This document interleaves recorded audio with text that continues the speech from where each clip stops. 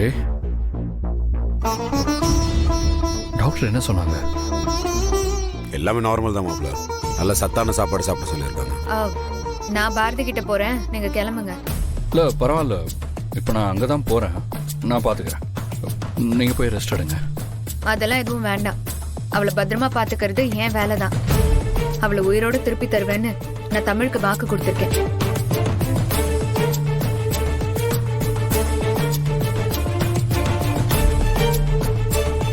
அவ யாருக்கு முக்கியமோ இல்லையோ, தமிழுக்கு ரொம்ப முக்கியம். நீ ஆண்டாளு என்ன ஒரு மாதிரி பேசிட்டு இருக்க? அதான் பாரதி குணமாயிடுவான்னு டாக்டரே சொல்லிட்டாங்கல்ல. மேல இருக்கிற எமன் கிட்ட இருந்து ஈஸியா காப்பாத்திடலாம். ஆனா சில எமனுங்க கூடவே இருக்காங்களே, அவங்க கிட்ட இருந்து காப்பாத்தணும்னா நான் தான் போய் ஆகணும். ஆண்டாள், ஏன் இப்படிலாம் பேசுறீங்க? நான் ஊர்ல இல்லாதப்போ பாரதிக்கு ஏதாவது பிரச்சனை வந்துச்சா? டேய், அது எதுவும் இல்லடா. அவ வேற ஏதோ மனசுல வச்சுட்டு பேசிட்டு இருக்கிறான். அப்படிதானே அத்தை?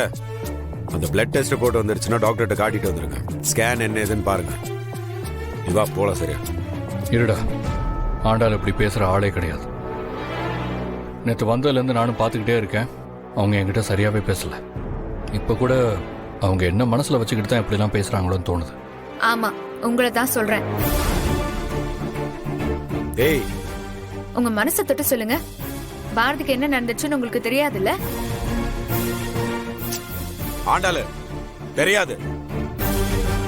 அவனுக்கு இங்க என்ன நடந்துச்சுன்னு தெரியாது.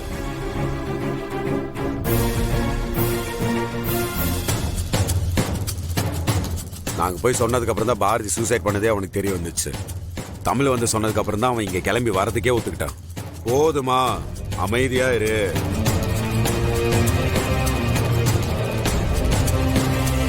அமைதியா இரு.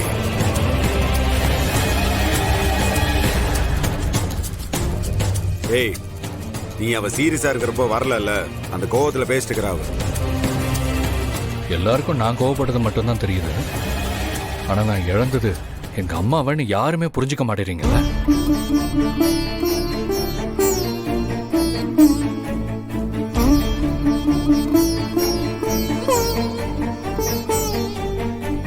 இங்க பாருங்க, நாளைக்கு நீங்களும் ஒரு அம்மா ஆக போறீங்க. இப்ப கூட உங்களால என்ன புரிஞ்சுக்க முடியலன்னா இதுக்கு மேல என்னால ஒண்ணும் பண்ண முடியாது. எதுக்கு முடிஞ்சதே பத்தி பேசிட்டு இருக்க?